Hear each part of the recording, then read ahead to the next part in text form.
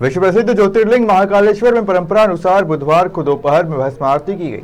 महाकाल में दिन की भस्म आरती वर्ष में केवल एक बार ही होती है, जिसे देखने के लिए दूर दूर से श्रद्धालु आते हैं। भस्म आरती में बड़ी संख्या में श्रद्धालु शामिल हुए। इससे पहले सुबह महाकाल को दूल्हे के रूप में सजाया गया और 1 क्विंटल फूलों का सेहरा बांधा गया। भस्म आरती के साथ ही शिव नवरात्रि महोत्सव का समापन हो गया। भस्म आरती में पूर्व मुख्यमंत्री उमा भारती भी शामिल हुई। यूं तो महाशिवरात्रि का पर्व पूरे देश भर में मनाया जाता है, परंतु महाकाल की नगरी उज्जैन में इस पर्व की बात ही कुछ खास है। फागुन माह में राजाधिराज के आंगन में विवाह अर्थात महाशिवरात्रि की धूम रहती है। इस अवसर पर शिव नवरात्र महोत्सव मनाया जाता है। 9 दिनों तक महाकाल का अलग अलग रूपों में श्रृंगार हुआ। इस श्रृंगार का मुख्य उद्देश्य बाबा को दूल्हे के रूप में तैयार करना होता है। जिस प्रकार शादी से पहले दूल्हे को तैयार किया जाता है, ठीक उसी प्रकार की रस्में महाकाल के मंदिर में होती है। महाशिवरात्रि के दूसरे दिन बुधवार को महाकाल राजा को दूध, दही, घी से पंचामृत स्नान कराया गया। तत्पश्चात चंदन, इत्र व केसर सहित सुगंधित द्रव्यों से लेपन किया गया। इसके बाद महाकाल की भस्म आरती की गई। भस्मी चढ़ाने के बाद बाबा को वस्त्रों से श्रृंगारित किया गया और फिर भस्म आरती की गई। वहीं नंदी हॉल में पूर्व मुख्यमंत्री उमा भारती शिव आराधना में लीन नजर आई।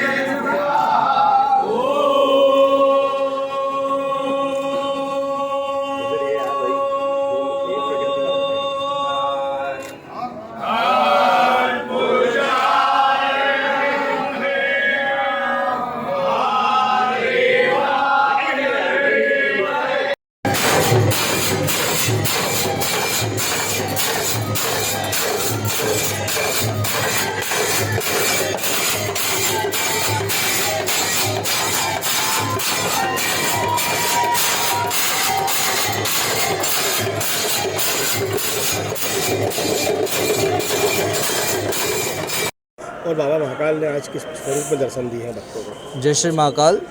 आज बाबा का एक बहुत विशेष पर्व है जो महाशिवरात्रि के नाम से जानती है देश दुनिया। इसमें क्या है कि बाबा महाकाल का रात भर अभिषेक चला है। अभिषेक में के बाद में बाबा को सेहरे रूप में श्रृंगार करा है और उसी के साथ में बाबा को सप्तदान भी चढ़ाया गया है, जो कि साल में सिर्फ महाशिवरात्रि के दिन ही बाबा को तैयार किया जाता है और दर्शन लोगों को, दर्शनार्थी को प्राप्त होते हैं। इसके बाद में जो भस्म आरती जो होती है, ऐसे सामान्य तौर पे रात में होती है, तकरीबन 2 बजे 3 बजे करीब। वो भस्म आरती आज जो है शिवरात्रि, महाशिवरात्रि के दिन के बाद में 12 बजे प्रातःकाल दिन में 12 बजे वो होगी भस्म आरती। गुरु महाराज, बाबा महाकाल जो हैं वे निराकार रहते हैं, तो इस दौरान के साकार रूप में किस प्रकार से आते हैं? देखिए, बाबा महाकाल एक निराकार रूप है। बाबा महाकाल को आप किसी भी रूप में पूछ सकते हैं, पर अब जैसे शिवरात्रि में सब जनों को ज्ञात है कि भोलेनाथ का विवाह हुआ है और भोलेनाथ में जैसे दूल्हे के रूप में बाबा महाकाल को श्रृंगारित किया जाता है और उस तरीके से सजा के भक्तों को दर्शन प्राप्त किया जाता है। आपका पुजारी यश गुरु दर्शन। निश्चित रूप से जैसा कि आप सबको ज्ञात है कि बाबा महाकाल की इस पवित्र अवनी पर प्रतिवर्ष वर्ष में एक दिन ऐसा आता है जब दोपहर में बाबा महाकाल को भस्मी अर्पित की जाती है और उसी क्रम में शिवरात्रि के पावन पर्व पर आज भी उसी परंपरा का पालन किया गया। श्री पंचायती घड़ा महानिर्वाणी के जो भी यहाँ पर प्रतिनिधि होते हैं, जो भी महंत होते हैं, उनके द्वारा बाबा को भस्म अर्पित की जाती है और ये परंपरा अनादिकाल से चली आ रही है। उसी परंपरा का आज भी निर्वहन किया गया और इस बार तो शिवरात्रि का ये इतना अद्भुत पावन अवसर आया है, जहाँ की शिवरात्रि का एक तरफ हर्षोल्लास और उसके श्रद्धालुओं की वो उमंग और दूसरी तरफ दीपोत्सव का वो महापर्व, दिव्यता, भव्यता। और बाबा महाकाल चूँकि यहाँ खुद ज्योतिर्लिंग के रूप में है और वहाँ पर 21 लाख ज्योति एक साथ प्रज्वलित होना, ये बड़ा अद्भुत संगम था और मैं समझता हूँ कि ये प्रतिवर्ष होगा। हमारे माननीय मुख्यमंत्री जी ने भी कहा है कि प्रतिवर्ष इस आयोजन को इस तरह से किया जाएगा और उज्जैन के जितने भी नगरवासी हैं, जितने भी रहवासी हैं, सब धन्यवाद के पात्र हैं।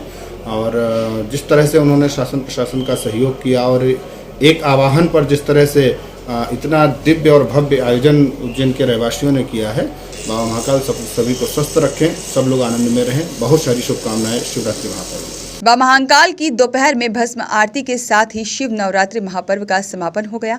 कोरोना काल के 2 साल बाद धूमधाम से मनाया गया महाशिवरात्रि का पर्व इस साल यादगार रहा, जिसमें दीप उत्सव में बाबा महाकाल की नगरी ने अयोध्या का रिकॉर्ड तोड़कर एक नया कीर्तिमान रचा है। खैर मध्य प्रदेश छत्तीसगढ़ के लिए उज्जैन से विमल बेंडवाल की रिपोर्ट।